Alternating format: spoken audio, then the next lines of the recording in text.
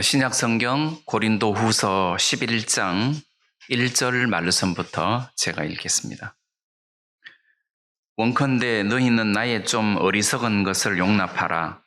청컨대 나를 용납하라. 내가 하나님의 열심으로 너희를 위하여 열심 내노니 내가 너희를 정결한 처녀로 한 남편인 그리스도께 드리려고 중매함이로다. 뱀이 그 관계로 이화를 미혹해 한 것 같이 너희 마음이 그리스도를 향하는 진실함과 깨끗함에서 떠나 부패할까 두려워하노라. 만일 누가 가서 우리의 전파하지 아니한 다른 예수를 전파하거나 혹 너희 받지 아니한 다른 영을 받게 하거나 혹 너희의 받지 아니한 다른 복음을 받게 할 때는 너희가 잘 용납하는구나. 내가 지극히 큰 사도들보다 부족한 것이 조금도 없는 줄 생각하노라. 내가 비록 말에는 졸하나 지식에는 그렇지 아니하니 이것을 우리가 모든 사람 가운데서 모든 일로 너희에게 나타내었노라. 6절 말씀까지만 읽겠습니다. 먼저 오늘 이 본문 말씀 1절에 보면 원컨대 너희는 나의 좀 어리석은 것을 용납하라. 청컨대 나를 용납하라. 자, 그러면서 이 사도 바울이 나의 어리석은 것을 용납하라 이랬단 말이에요. 그러면 사도 바울이 뭐가 어리석다는 거죠? 우리가 알기로 사도 바울은 진짜 참된 하나님의 사도로서 복음에 진짜 그 어느 누구도 가지지 못했던 하나님의 열심으로 하나님을 섬긴 사람인데 나의 어리석은 것을 좀 용납해라 할 때 지금 이 사도 바울이 무엇을 두고 자기 어리석은 것을 용납하라, 좀 참아달라, 이해해달라 이렇게 말하고 있느냐, 그걸 먼저 좀 살펴보려고 합니다. 이 시대에 특히 고린도 교회 안에 또 고린도 교회 안에 모든 성도들이 그런 것이 아니라 어떤 부분적으로 바울을 폄훼하는 사람들이 많이 있었습니다. 이제 그들 중에서 폄훼하는 내용이 사도 바울 저 사람 진짜 사도 맞아? 자, 이런 사도성에 대해서 확신을 가지지 못할 뿐만 아니라 그 사도 바울에게 저 사람 사도 아니다. 사도는 베드로, 야고보, 요한 이런 사람들이 사도면은 몰라도 사도 바울은 자칭 사도지 저분이 무슨 사도냐 해서 바울을 사도로 인정을 안 한다는 거죠. 뿐만 아니라 자기가 사도면서 사도 바울에게 무슨 질병이 있었습니다. 구체적으로 뭔지는 모르지만 어떤 사람은 눈이라고 말하는 사람도 있지만 그래서 바울도 옆구리에 가시, 사단의 사자를 허락해 주셨다 해서 사도 바울에게 어떤 질병이 있었는데 아니 자기 질병도 못 나수는 사람이 무슨 사도냐 해서 그 사도성에 대한 불신을 품고 사람들에게 그 바울의 어떤 사도성을 폄하하는 이런 무리들이 있었단 말이에요. 근데 이제 그 사도성을 폄하하는 것은 괜찮은데 사도가 아니기 때문에 그가 전한 메시지도 주의 말씀이 아니다 해서 그가 전하는 메시지까지 폄하를 해서 받아들이지 못하도록 이간질하는 이런 부류들이 있다는 겁니다. 뿐만 아니라 사도 바울이 말씀을 전할 때 그 말씀 전하는 메시지를 여기 고린도후서 10장 10절 말씀에 보면 저희 말이, 그래서 이 사도 바울을 사도로 인정하지 않는 그 무리들이 그 편지들은 중하고 힘이 있으나 그 몸으로 대할 때에는 약하고 말이 시원치 않다 하니, 그러니까 이제 이 사도 바울을 사도로 인정하지 않는 사람들, 거짓 교사들, 거짓 사도들, 이런 사람들은 말을 진짜 잘하는 사람들이에요. 그래서 고린도 교회 성도들을 혼미케 하는 진짜 말 그대로 말짱이에요.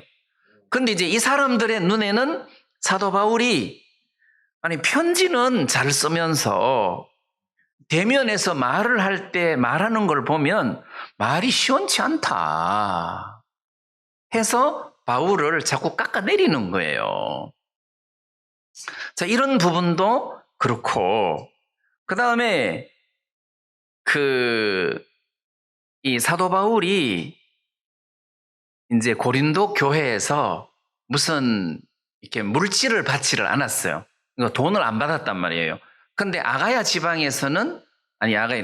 마게도니아 지방에서는 물질을 이렇게 받았지만 고린도 교회에서는 물질을 안 받았어요. 그래서 자비량이라는 그 표현도 여기서 나온 건데, 이제 그 당시에 이 거짓 사도들은 유창한 언변으로 유창하게 말을 하면서 돈을 받았단 말이에요. 그러면 돈을 받았는데 그 받은 돈 액수로 그 사람을 평가하는 거예요. 뭐 우리가 과거에 마인드 강연하면서 이번에 2시간 하고 난 다음에 60만 원 받았다.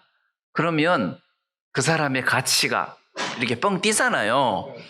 그러면 바울이 돈을 안 받은 것은 시원찮기 때문에 안 받은 거 아니냐. 이럴 수도 있다는 거예요. 이걸 거꾸로 생각하면 참 좋은 자랑인데도 다시 뒤집어서 생각하면 돈 못 받는 거 아니야? 안 받는 게 아니고 못 받는 거 아니야? 이제 이런 추측, 네? 무슨 뭐 성경적인 근거를 대라. 그러면 이제 뭐가 좀 시원찮지만 바울이 말을 잘 못하는 것도 터집을 잡아가지고 공격을 하게 됐단 말이에요. 자, 그리고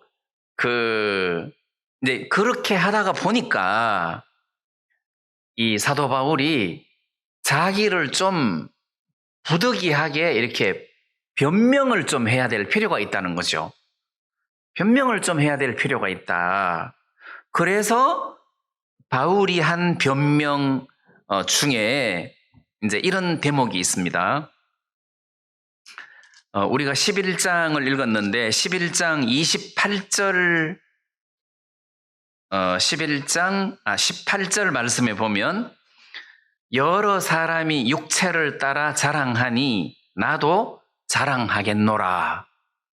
그러니까 이제 많은 사람들이 그냥 육체를 따라서 자랑을 하는데 나도 자랑 좀 하자. 자랑 좀 하자.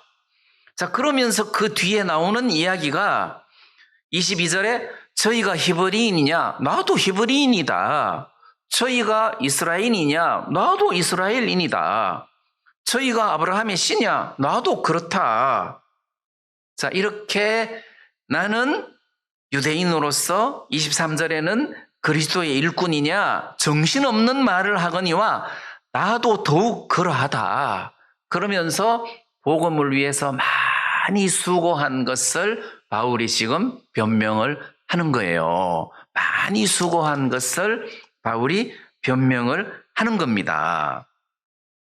자, 그러면 11장 6절 말씀에도 보면 내가 비록 말에는 졸하나 지식에는 그렇지 아니하니.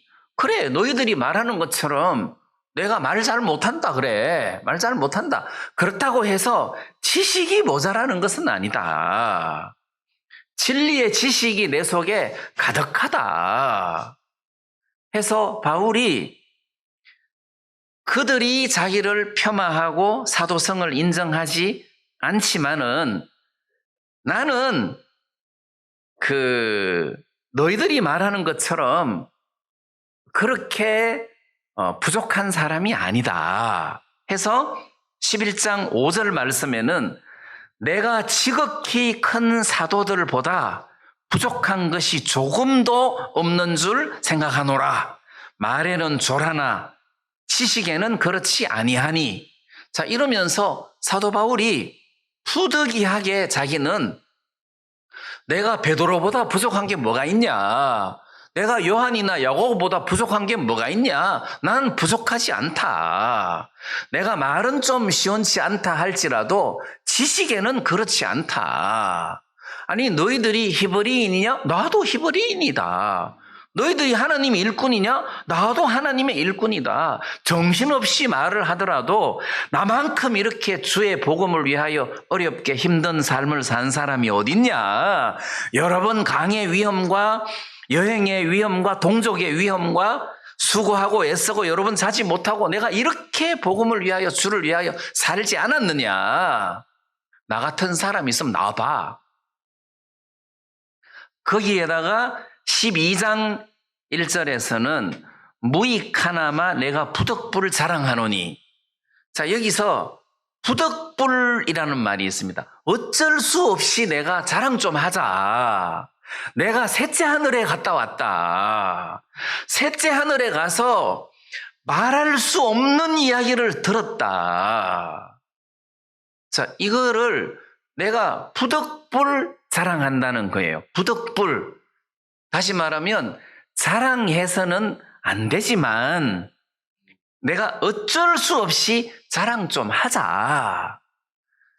자, 그래서 고린도전서 1장에 보면 사도 바울이 말하기를 1장 28절에 하나님께서 세상에 천한 것들과 멸시받는 것들과 없는 것들을 택하사 있는 것들을 폐하려 하시나니 이는 아무 육체라도 하나님 앞에서 자랑하지 못하게 하려 하심이라. 그러니까 사도 바울은 자랑하지 마라. 어떤 육체도 하나님 앞에 자랑할 것이 못 된다. 자랑할 육체가 어딨냐? 고린도 교회 성도들 한번 봐라.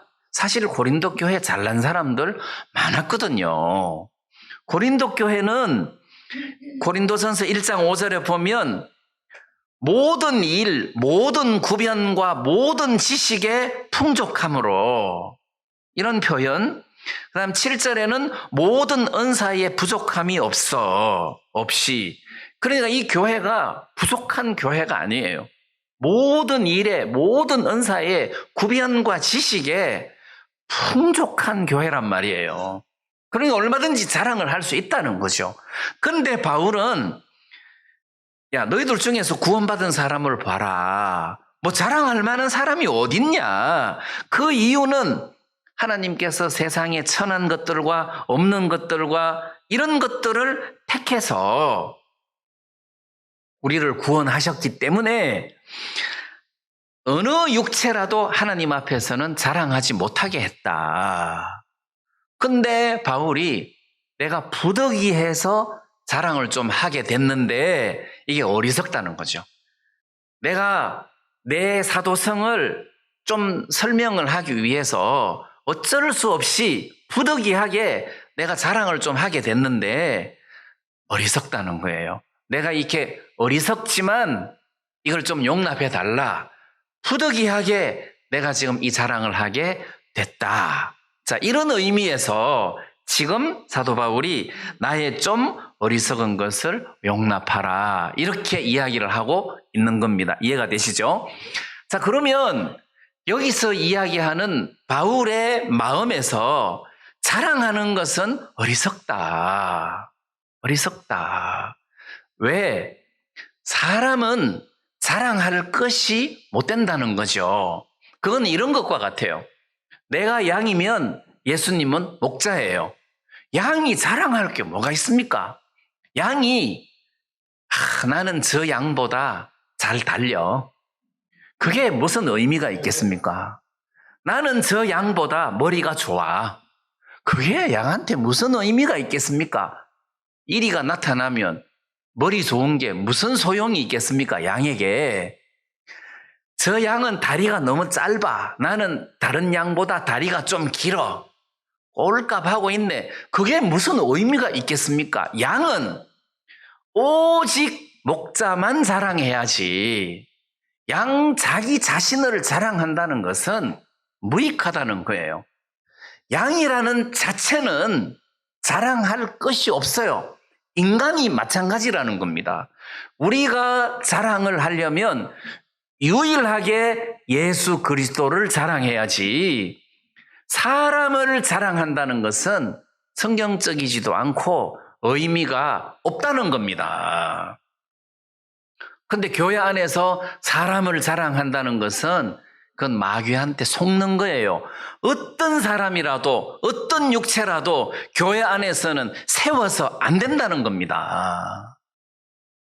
자주 말씀드리지만 구약시대는 하나님이 선지자를 세워서 하나님의 음성을 받아가지고 백성들에게 대언을 해주는 그런 종이 있었어요. 그런데 신약시대에 와서는 마지막으로 예수님께서 신이 하나님이 되셔가지고 과거에는 대언자를 통해서 대언을 했는데 이제는 직접 하나님께서 우리들에게 말씀을 하셨단 말이에요.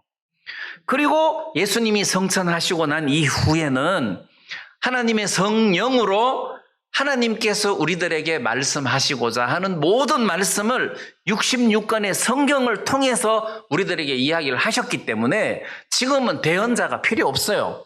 모든 말씀이 이미 66권 속에 있다는 겁니다.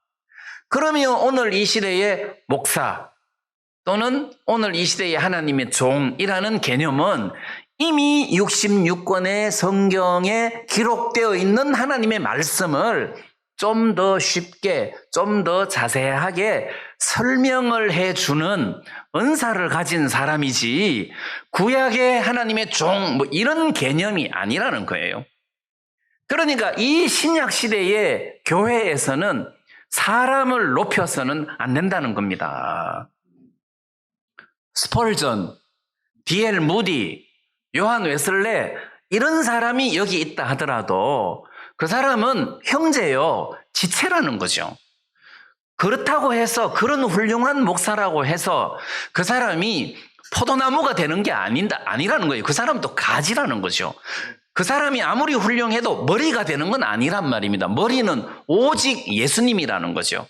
그러니까 오늘날 이 교회 안에서 유일하게 높이고 칭찬하고 영광을 돌릴 수 있는 대상은 예수님 한 분뿐이라야 된다는 거죠. 그리고 여러분들이 예수님을 자랑해야지 사람을 자랑해서는 안 된다는 거죠.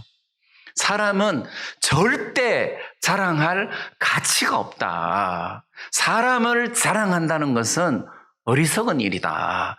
근데 바울이 부득이하게 자랑하게 생겼으니 나의 이 어리석은 것을 좀 용납하라. 이렇게 말씀을 하신 것입니다. 그 다음에 2절, 11장 2절 말씀에 보면 내가 하나님의 열심으로 너희를 위하여 열심 내노니 하는 이 열심이라는 단어, 내가 너희를 정결한 처녀로 한 남편인 그리스도께 드리려고 중매함이로다.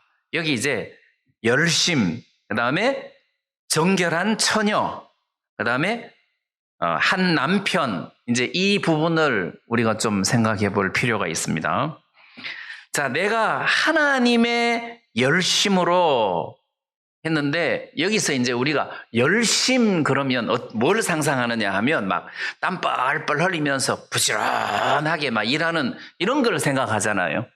근데 원래 이 헬라어의 단어는 열심이라는 단어보다도 우리말로 번역을 하면 질투하는 걸로 번역하는 게 훨씬 내용이 가까워요. 질투. 그래서 험정역이나 다른 데도 질투로 번역을 해놓은 데가 있어요.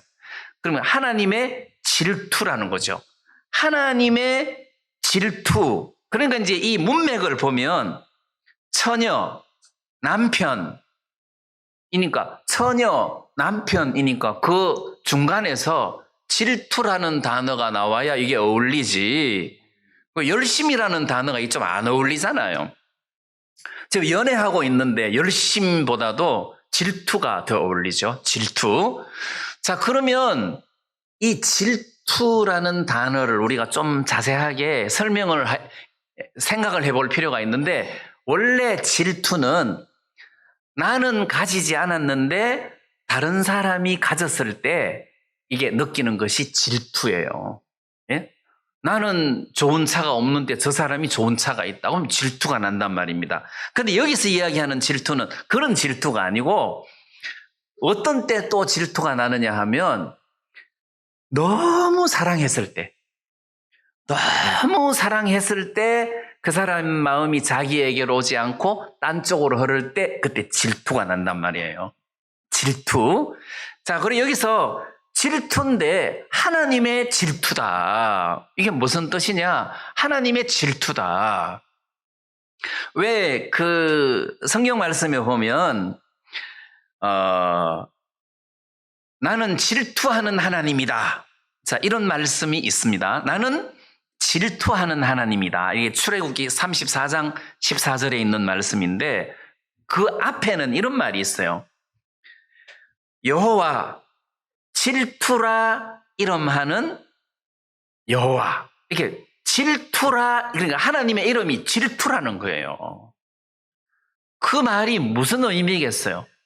우리를 너무 사랑하기 때문에 이름이 질투라는 거예요. 그래서 질투라 이름하는 여호와. 그래서 질투하는 하나님이다. 그러니까 하나님이 질투하는 것은 맞지만 이름 자체가 질투라는 거예요. 자, 그러면 주님께서 우리를 너무너무 사랑하시는데 우리가 다른 예수를 사랑하면 예수님이 질투를 안 하겠어요?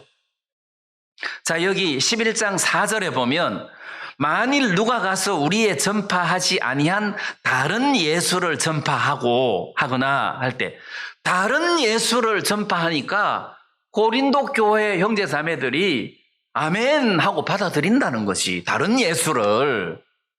그러면 예수님이 성도들을 사랑해서 십자가에 못 박혀 죽기까지 사랑을 했는데 이 예수 말고 다른 예수를 소개하니까 좋다 하면서 따라가니까 진짜 예수님이 질투를 하시겠어요? 안 하시겠어요? 하죠. 진짜 예수님이 눈이 뒤집어지는 거예요. 아니, 저런 인간을 따라가냐? 저 인간은 다른 예수야, 다른 남자야. 따라가면 안 돼. 그래서 예수님이 질투를 느끼는데 그 예수님이 가진 질투를 바울이 가지고 내가 너희를 대한다. 이런 의미란 말이에요. 그러니까 지금 바울이 고린도 교회를 향해서 진짜 예수님이 가진 질투하는 마음, 사랑하는 마음으로 이 교회를 진리 가운데로 인도하는 어떤 그 마음을 여기서 느낄 수가 있다는 겁니다. 자, 그러면 하나님의 열심으로 너희를 위하여 열심 내노니 내가 너희를 정결한 처녀로 한 남편인 그리스도께 드리려고 중매함이로다. 여기 이제 처녀 이야기를 좀 해보겠습니다. 그 유대인들이 이스라엘 백성들의 결혼 문화를 요즘 우리가 결혼하는 것처럼 생각하시면 안 되고 이 당시에 유대인들이 결혼을 할 때 결혼 풍습 문화가 이렇습니다. 그러면 내가 이제 제 아내를 여기 이제 송금자라는 처녀가 있다고 해봐요. 그러면 내가 이 집을 찾아가요. 송금자를 찾아가요. 그러면 그 장인 어른한테 내가 이 당신 딸을 사랑하니 결혼을 하고 싶습니다 해서 지참금을 가져가요. 지참금. 그래서 돈을 많이 가져가요. 뭐 요즘으로 말하면 집 한 채 값을 가지고 가서 부모님한테 장인 어른한테 주면서 내 딸하고 결혼하게 해달라. 그래서 딸을 사랑하니 결혼하게 해달라. 그래서 장인 어른이 그래 결혼 성낙하마 해서 이제 결혼 성낙을 했어요. 자, 그러면은 저 송금자라는 처녀는 정식으로 내 아내가 되는 건데 이게 결혼식은 아니에요. 근데 약혼식 개념보다는 더 강해요. 약혼보다도 더 강해요. 그래서 결혼이 완전히 이제 맺어진 거예요. 자, 그렇다고 해서 지참금을 지불했으니까 그렇다고 결혼식을 그날 하는 게 아니에요. 그럼 이제 이렇게 약조를 맺어놓고 지참금을 주고 너는 이제 내 아내라.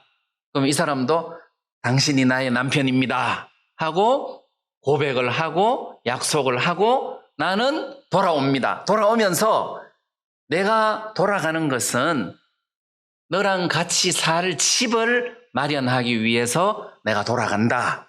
돌아가서 너랑 같이 살 집이 마련되면 내가 너를 데리러 오마. 해서 이제 집으로 돌아와서 내 아내하고 같이 살 집을 장만을 해가지고 집을 마련을 합니다. 그 집을 다 마련하면 다시 내가 아내에게 찾아가가지고 집이 다 마련됐으니 나랑 우리 집으로 갑시다 해서 아내를 데리고 간단 말이에요. 그러면 여기서 이제 결혼식이 이루어지고 여기서 이제 같이 사는 거예요. 이게 결혼 문화예요. 그럼 이거를 여러분들이 좀 상상을 해 보시기 바랍니다. 그러면 예수님이 고린도 교회를 사랑해서 지참금을 줬는데 그게 예수님 보혈을 준 거예요. 예수님 보혈을 주고 우리를 샀어요. 나는 너를 사랑한다. 그럼 이제 우리도 주님, 당신은 나의 주님이십니다. 당신은 나의 메시아 구세주십니다. 해서 당신을 나의 남편으로 모십니다. 하고 고백을 했어요. 근데 예수님이 바로 사는 게 아니잖아요. 식을 안 했지만 정식 결혼이 된 거예요. 그리고 예수님이 내 아버지 집에는 거할 곳이 많도다. 요한복음 14장에 내가 너희를 위하여 처소를 예비하러 가노니. 그래 예수님이 성천하신 거 아니에요. 예수님이 왜 성천하셨어요? 우리하고 같이 살 집을 예비하기 위하여 성천하신 거잖아요.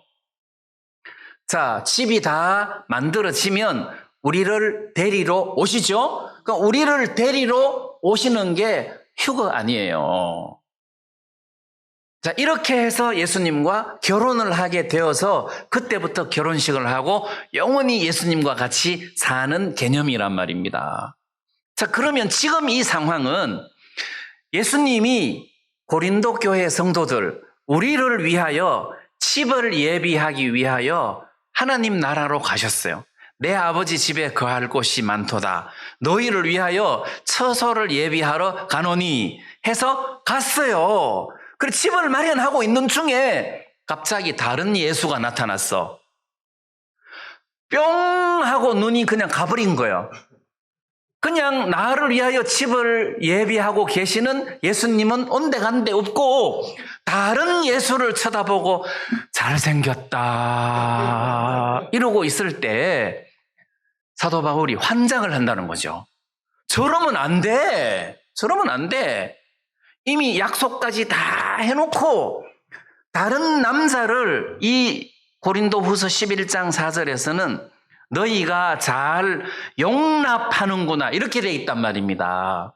다른 남자를 용납하면 안 된다는 거죠. 근데 지금 고린도 교회는 다른 예수, 다른 영, 다른 복음을 용납을 한다는 겁니다. 용납한다는 게 뭡니까? 받아들인다는 거죠. 받아들이면 안 되는 거잖아요. 그러니까 사도 바울이 피가 거꾸로 솟는 거 아니에요. 그거 받아들이면 안 돼. 그거를 왜 받아들여? 사람들이 그 사람의 그러니까 사도 바울의 사도성을 폄하했을 때 바울은 자기를 인정해 주지 않기 때문에 섭섭한 것이 아니라 자기를 인정 안 해주는 게 문제가 아니라 자기를 인정을 안 하면서 그 입에서 나오는 하나님의 말씀까지도 인정을 안 하니까 그게 사도 바울에게는 너무 마음이 아픈 거예요. 그래서 내 입에서 나오는 이 진리의 말씀, 하나님의 말씀이 정말 너희들에게는 하나님의 말씀인 거다는 것을 증명을 해 주려고 하다가 보니까 그래, 내 사도성 내 이야기 해볼게. 그래, 나는 베드로나 요한이나 야고보나 이런 사람보다 결코 작지 않다. 못났지 않다. 내가 셋째 하늘까지 갔다 왔다. 내가 주님께 이 병을 좀 낫게 해달라고 3번 기도했는데 주님이 네가 너무 교만하지 않게 하려고 너에게 육체의 가시 사단의 사자를 주었다 해서 주님이 나에게 그걸 응답을 허락치 아니하시더라. 그래서 그때 내가 연약할 때 주를 의지하고 주를 의지하면서 내가 강해지는 것을 배웠다. 자, 그러면서 네 은혜가 족하다. 이는 내 능력이 약한 데서 온전하여 짐이라 하신지라. 자, 이렇게 주의 음성을 듣고 내가 크게 기뻐하면서 나는 약한 것을 자랑해야 되겠구나 해서 이런 것이지 지극히 작은 사도들보다 내가 작은 자가 아니다. 내 입에서 나가는 메시지가 결코 진리가 아닌 것이 아니다. 자, 그래서 사도 바울이 지금 이런 하나님의 열심으로 고린도 교회를 향해서 메시지를 전한 거란 말입니다. 자, 그래서 여기서 하나님의 질투, 또 정결한 처녀, 한 남편. 그래서 우리 구원받은 사람에게는 예수 그리스도가 남편이에요. 근데 남편은 남편인데 결혼식을 하고 같이 사는 남편이 아니고 아직 결혼식은 안 했고 결혼식은 그때 휴거되고 난 이후에 할 거고 지금은 이미 약조가 된 상태예요.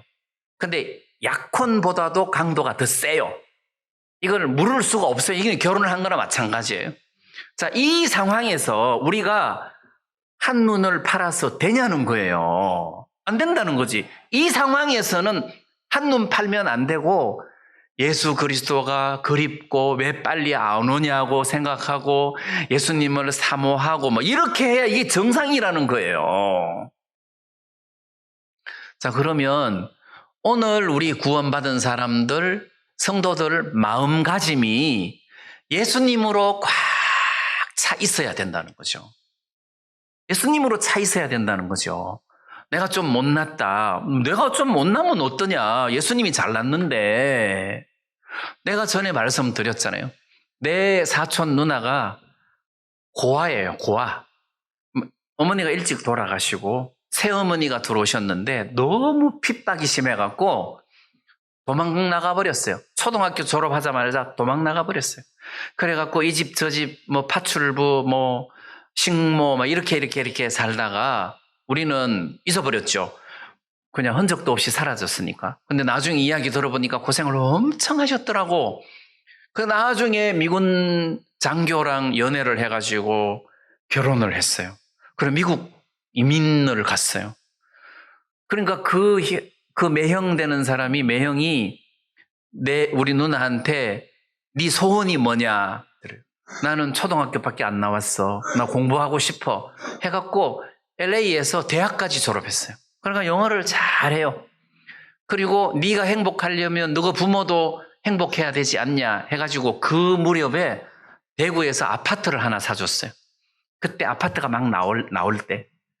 그리고 또 미국으로 불러가지고 막 그랜드 캐니언하고 막 이렇게 여행시켜주고. 우리 누나는 가난하고 못났지만 남편을 잘 만나니까 팔자가 펴지더라는 거죠. 뭐 꼬불꼬불한 게 펴져가지고 일자가 돼버려요. 그러니까 우리 구원받은 사람이 뭘 생각해야 되냐면 나를 생각해야 되는 게 아니라는 거죠. 내가 이렇게 못났다. 뭐 예를 들어서 나는 죄를 많이 지었다. 그게 무슨 상관이 있습니까? 예수님 앞에서. 내가 못났다, 부족하다, 율법을 어겼다. 그게 아무 문제가 안 된다는 거죠. 예수님 앞에서는 그게 문제가 안 된다는 거죠. 내가 못났다, 가난하다, 연약하다, 뭐 아무 문제가 안 된다는 거죠.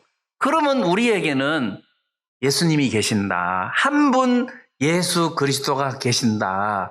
이분이 나의 남편이다. 이분이 나의 주인이다. 이분이 내 인생을 영원히 책임지실 분이다. 이분이 나의 머리다. 이것만 있으면 되는 거 아니에요. 그 외에 뭐가 더 필요하냐는 겁니다. 그래서 이분만 자랑하는 것이 지혜지, 이분을 자랑하지 아니하고 딴 것을 자랑한다는 것은 어리석다. 참 어리석다. 지금 바울이 그렇게 말하는 거란 거죠. 자, 여러분들이 구원을 받으셨다면, 내 머리, 내 남편이신 예수님이 계신다. 그분을 자랑하면서 살면 걱정할 게 뭐가 있냐는 거죠. 세상 사람들이 돈 자랑할 때 나는 남편 자랑하면 되잖아요. 근데 그 사람이 우리를 보고 웃겠지만 우리도 그를 보고 웃으면 되잖아요. 돈 자랑해봐야 돈 뭐 지고 가는 것도 아니고 별로 의미가 없어요.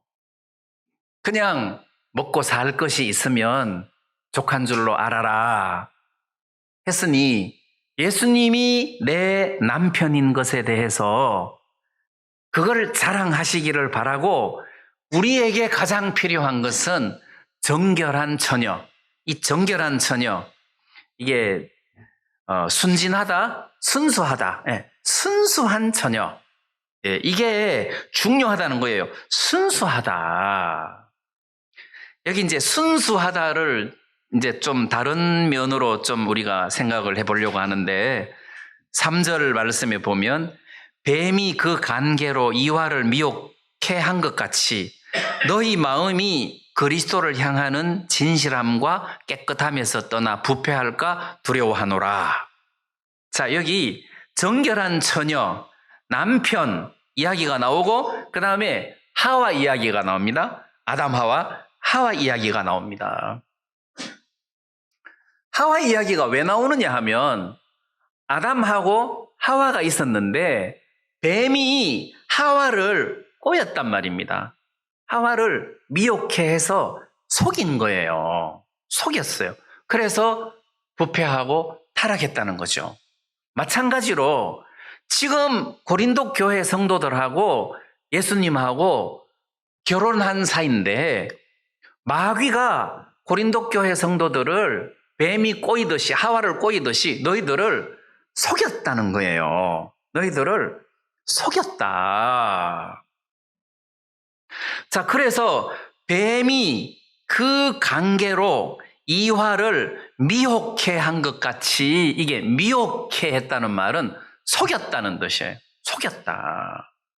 그러면 거짓 사도들이 너희들을 지금 속였다. 그거는 거짓 사도다. 그 사람들은 진짜 사도가 아니다. 그래서 11장 13절에서는 저런 사람들은 거짓 사도요, 속이는 괴율의 역군이니, 속이는 일꾼이고 자기를 그리스도의 사도로 가장하는 자들이다. 그 사람들 말 들어서는 안 된다. 지금 이렇게 이야기를 하고 있다는 겁니다. 그래서 뱀이 그 관계로 이화를 속인 것처럼 너희 마음이 그리스도를 향하는 진실함과 깨끗함에서 떠나. 자, 속여서, 뱀이 이화를 속여서 부패를 시켰어요. 그런데 이 부패를 여기서 어떻게 설명하느냐 하면, 너희 마음이 그리스도를 향하는 진실함, 그러니까 예수님을 향하는 진실함과 깨끗함에서 떠나 했으니까, 여기서 진실함은 다른 번역에서는 그 단순함으로 돼 있어요. 영어로 심플. 단순하다. 심플. 그러니까 그리스도를 향하는 단순함, 그 다음에 깨끗함에서 떠나 부패할까 두려워하노라. 다시 말하면 구원받은 사람은 예수 그리스도를 향하는 단순함이 있어요. 단순하다. 이게 단순하다는 이야기를 이제 뭐 여러 가지로 좀 설명을 하고 싶은데, 예를 들어서 이 거짓 사도들이 고린도 교회 성도들을 미혹을 할 때 그 미혹하는 내용이 복잡하다는 거죠. 왜? 그들은 율법주의자들도 많이 있었거든요. 율법을 지켜야 돼. 그러니까 할례를 받아야 돼. 그러면 안식일을 지켜야 돼. 월삭을 지켜야 되고 안식일을 지켜야 돼. 그럼 안식일을 어떻게 지켜야 되는지 알아? 안식일 날 1마일 이상 걸어가면 안 돼. 안식일 날 불 피웠어도 안 돼. 설거지 하면 안 돼. 이 교리가 너무 복잡한 거예요. 예를 들어서 구약의 율법이 얼마나 복잡한지를 한번 생각해 봅시다. 나 환자가 나았어요. 나 환자가 나았으면 그럼 어떻게 해야 되느냐? 나았으니까 끝난 게 아니라 나았으면 제사장에게로 가야 돼요. 제사장에게로 가서 제사를 드리는데 먼저 산 새 2마리를 가져가요. 그 다음에 무슨 홍색실과 백향목과 우설초를 가지고 가요. 그러면 흐르는 물 위에서 산 새 1마리를 그 토기 그릇 안에다가 목을 비틀어 가지고 죽여요. 그리고 또 나머지 산 새 1마리를 가지고 홍색실과 백향목과 우설초와 살아있는 새를 잡아가지고 그 토기 안에 그 피를 찍어가지고 그거를 나 환자 낳은 사람 몸에다가 그거를 뿌려요. 그리고 새는 날려줘요. 그게 끝이 아니에요. 그리고 낳은 사람 모든 털을 다 밀고 목욕을 하고 일주일을 기다려야 돼요. 그리고 그 다음에 일주일 기다리면 다시 또 털을 다 밀고 목욕을 해야 돼요. 그리고 그게 끝이 아니에요. 그 다음에 그 어린 수염소 2마리, 그 다음 어린 암양 1마리를 가지고 와서 제사를 드려요. 그 제사 드리는 게 끝이 아니에요. 그 제사를 드린 피를 그 낳은 나 환자 오른쪽 귓불이, 오른쪽 엄지 발가락에 또 발라야 돼요. 그리고 또 그 기름을 또 어떻게 또 제사장이 하고 그거를 그러니까 성경 한번 읽어갖고는 이게 이해가 잘 안 가요. 그리고 이제 기름을 또 오른쪽 엄지 손가락, 발가락 기름을 또 바르고 남은 기름은 제사장이 왼손에 있는 오른손에 따라갖고 왼손으로 이렇게 해서 남아있는 기름은 왼손으로 비벼가지고 머리에 바르고 그거 굉장히 복잡해요. 근데 예수를 믿는 믿음은 간단하잖아요. 한번 딱 믿으면 저가 한 제물로 거룩하게 된 자들을 영원히 온전케 하셨느니라. 그럼 끝나는 거예요. 털 밀 것도 없고 바를 것도 없고 7일 기다릴 것도 없고 예수 그리스도께서 우리를 영원히 온전케 하신 것을 한 번 믿음으로 끝나는 거예요. 더 이상 뭘 하고 이게 없다는 겁니다. 그러니까 지금 사도 바울이 고린도 교회 성도들에게 복음의 메시지를 전한 것은 단순한 거예요. 막 복잡한 것이 아니라는 겁니다. 그런데 사람들은 복잡한 것을 좋아해. 그게 더 진리 같아. 응? 그게 더 진리 같아. 그러니까 사람들이 그렇지 이거 믿는다고 막 영원히 죄가 씻겨지나. 최소한 할례는 받아야 되는 거 아니야? 그래 예수님도 유대인인데 그래 안식일도 지키고 율법을 지켜야 맞지. 자, 그런 어떤 단순함도 되지만 단순함도 되지만 그 다음에 내가 이제 결혼을 약속했어요. 예수님이 내 남편이에요. 단순하잖아요. 주님만 기다리고. 근데 언제 복잡해집니까? 다른 남자가 또 생겼을 때 미치겠다. 어떡하지? 그 남자하고 약조는 했는데 이 남자가 너무 좋은데 이거 무르기도 그렇고 안 무르기도 그렇고 이걸 버리자니 너무 아깝고 복잡해지는 거예요. 그러면 복잡해지는 거예요. 그러면 정결한 처녀는 특징이 뭡니까? 단순하다는 거죠. 예수밖에 없어요. 그런데 요즘 성도들은 너무 복잡해. 막 속에 다른 남자가 많아. 또 한 마리 두 마리도 아니야. 많아. 오직 예수만 있어야 되는데 저분만이 나의 기쁨이다. 저분이 나의 소망이다.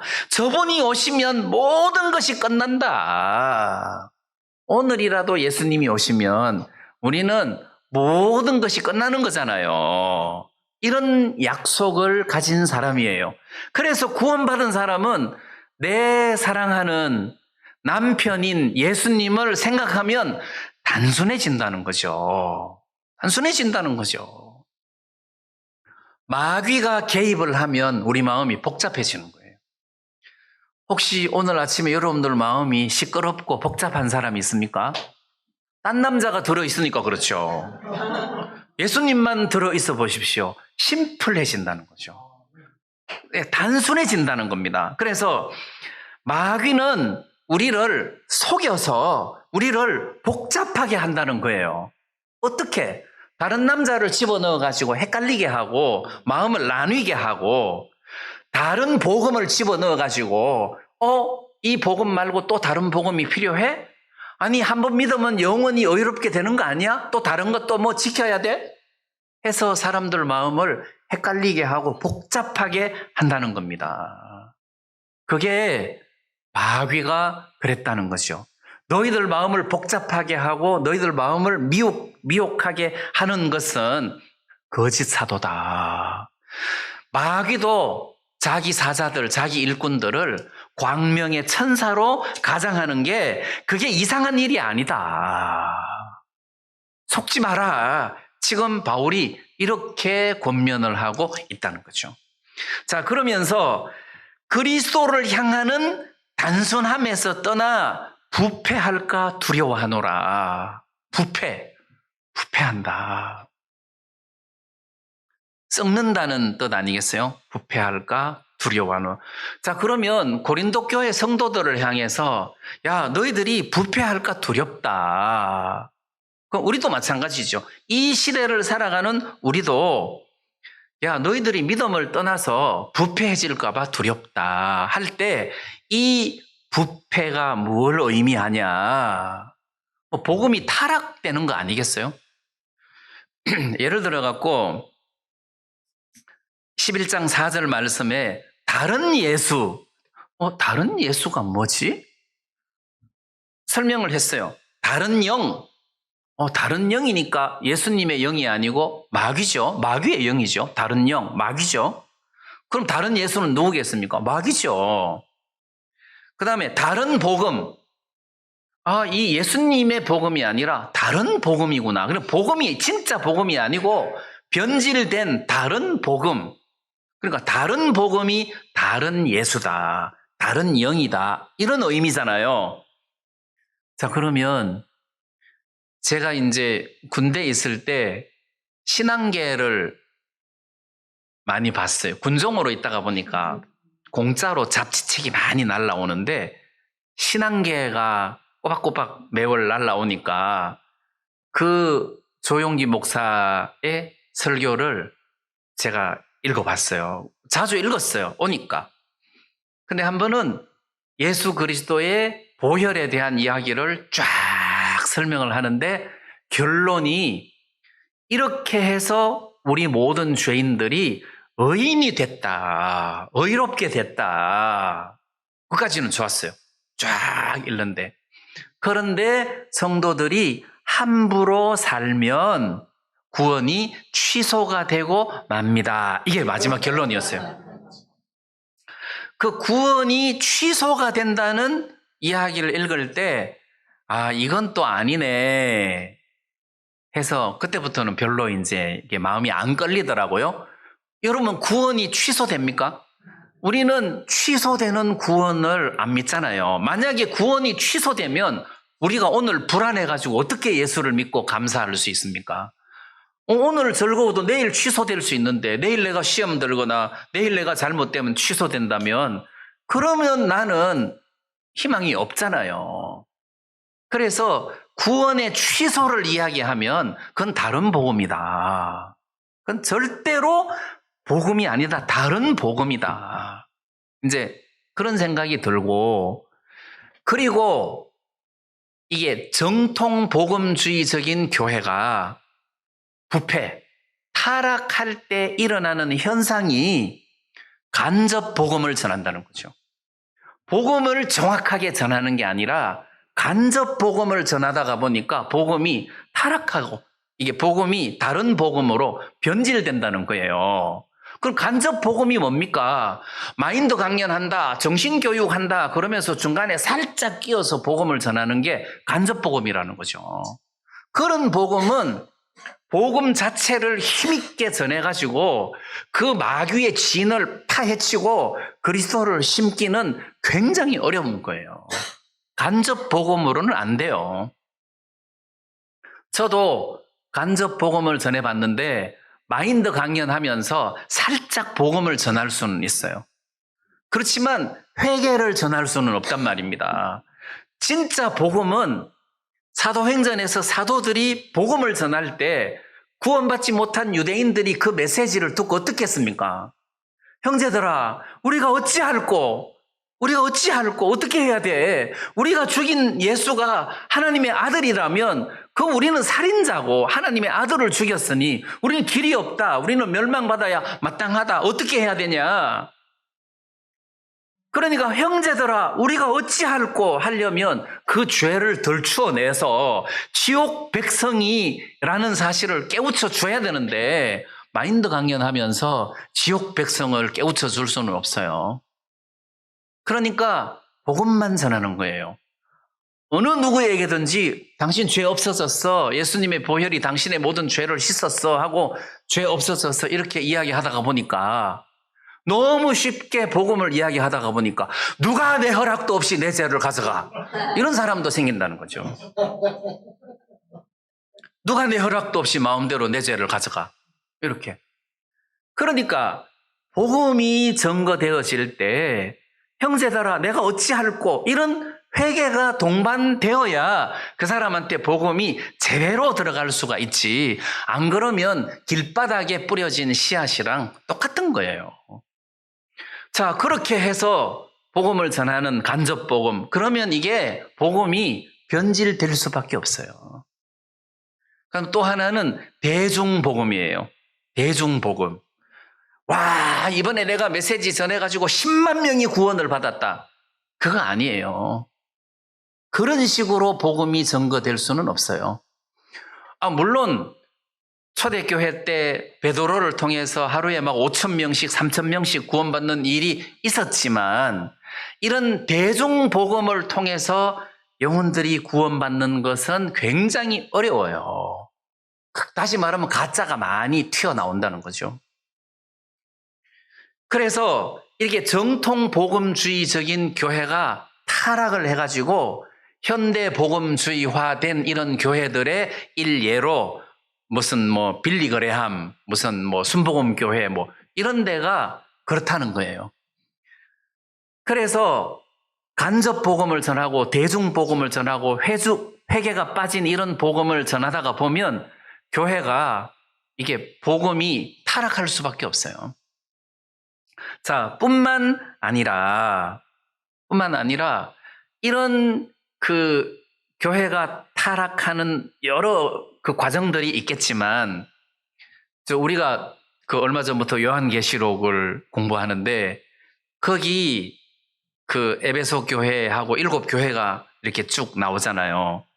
그런데 그 7교회를 책망하는 중에서 에베소 교회의 칭찬 중에 니골라당의 행위를 너희가 미워하는도다. 나도 미워한다. 그래서 이 칭찬이죠.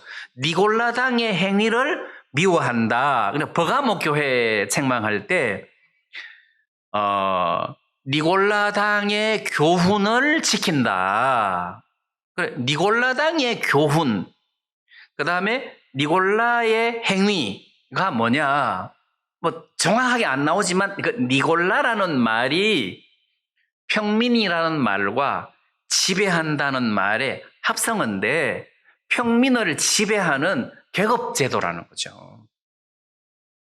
그럼 이제 가톨릭 교회는 그 신부를 영어로 프리스트라 하잖아요. 프리스트, 뭐 파들이라고 하지만 프리스트, 그러니까 신부 제사장, 프리스트라는 신부 계급이 있는데 그 위에 하이 프리스트라는 계급이 있어요. 그러니까 이 하이 프리스트가 프리스트를 이렇게 관할하는 거죠. 근데 이 하이 프리스트 위에 그 비숍이 있어요. 비숍. 그리고 비숍이 이걸 또 다스려요. 그리고 이 비숍 위에 아치 비숍이 있어요. 그리고 또 그 위에 뭐가 있고 추기경이 있고 그 위에 또 교황이 있고, 그러니까 피라미드처럼 이렇게 쫙 되어 있단 말이에요. 그럼 교회가 평신도라는 단어 자체가 성경적이지 않다는 거죠. 평신도 제일 바닥. 그다음에 평신도 위에 뭐 집사 위에 장로 위에 그다음에 목사 목사 위에 또 당회장 목사 또 뭐 목사 뭐 총회장 이렇게 하면은 안 된다는 거죠. 그리고 오직 하나님의 말씀이 높임을 받아야지 하나님의 말씀을 전하는 목사가 높임을 받으면 그것도 안 된다는 거죠. 하나님의 말씀을 칭찬하고 말씀을 높이고 하나님의 말씀을 귀하게 여겨야 되는 거지. 그 말씀을 전하는 사람을 높여서는 안 된다. 그 사람도 인간이고 사람이다. 그 사람을 자랑해서는 안 된다는 거예요. 근데 많은 교회들이 사람을 높이잖아요. 신적인 존재까지 올라가는 목사들이 많이 있잖아요. 성추행을 당하면서도 영광스럽게 생각을 한다는 거지. 와, 주님의 손길이다. 이렇게 영광스럽게 생각한다는 거죠. 무슨 주님의 손길은 무슨 주님의 손길. 사람들이 저 사람이다. 사람이다. 이만희 씨도 사람이지 재림 예수가 아니에요. 재림 예수는 병원에 안 가요. 근데 이만희 씨는 병원 가잖아요. 무릎이 많이 아프다며요. 사람이에요. 여러분들하고 나랑 똑같은 사람이에요. 그러니까 사람을 높여서는 안 돼. 자꾸 높이다가 보면 부패해진다. 우리도 부패해진다. 오직 말씀만 높이는 것이 맞다. 그리고 우리는 단순한 심플한 처녀로 깨끗한 처녀로 이 세상을 사는 것이 맞다. 그래서 여러분들이 마음이 복잡해지는 것에서 그 조심해야 돼요. 내 마음이 그리스도를 향하는 단순함에서 이렇게 나누어져 가지고 자꾸 이쪽으로 마음이 뺏길 수 있는 그런 여건이 생긴다면 될 수 있으면 이걸 정리해 가지고 그리스도를 향하는 단순함의 삶을 사는 것이 영적이다. 그래서 우리 마음에는 하나님의 말씀과 예수 그리스도가 가득해서 그분을 생각하고 그분의 말씀을 기억하고 묵상하고 이렇게 살아야지 다른 세상 걱정, 근심, 탐욕들이 내 마음을 꽉 지배해서 이 단순함에서 이렇게 부패하여지는 이런 삶을 살아서는 안 된다는 거죠. 이거는 성도로서의 지혜로운 삶이 아니다. 우리 구원받은 사람은 진짜 단순함으로 살아야 된다. 그래서 여러분들이 하나만 더 이렇게 짚고 넘어가고 싶은데, 구원받은 성도들에게 하나님이 주신 선물이 성령이에요. 하나님이 모든 구원받은 사람들에게 성령을 주셨어요. 근데 혹자는 우리는 신앙이 어려서 성령의 인도를 받을 수가 없다. 그렇기 때문에 종의 인도를 받아야 된다. 이렇게 말하는 사람이 있는데 그거는 성경에 없는 말이에요. 성경에 성령의 인도라는 말은 많이 나와도 종의 인도라는 말은 아예 없어요. 그러면 성령의 인도는 내가 어렵기 때문에 못 받는다. 나 어려서 성령의 인도를 못 받는다라고 말을 한다면 그러면 성령의 인도를 못 받는 성령을 하나님이 왜 우리들에게 주냐? 응? 구원을 받은 증거로 성령을 주잖아요. 그럼 내가 구원받았을 때 성령이 내 속에 임하는 게 맞잖아요. 그러면 인도도 못 받는 성령을 왜 줍니까? 너 종의 인도를 계속 받아라. 그러다가 어느 정도 성장되면 그때 내가 성령을 줄게. 이렇게 해야 맞잖아요. 어차피 줘도 못 받을 거. 그건 논리가 안 맞다는 거죠. 그렇게 종의 인도를 성령의 인도보다 앞세워서 따라가다가 보면 그 사람이 갓 구원 받았을 때 그 말 해놓고는 20년 지나고 난 다음에도 나는 종의 인도가 필요하다고 그렇게 한다는 거예요. 그건 아니라는 거죠. 성령의 인도는 우리가 함부로 받을 수 없다. 그거는 가짜라는 겁니다. 그거는 진리가 아니라는 거예요.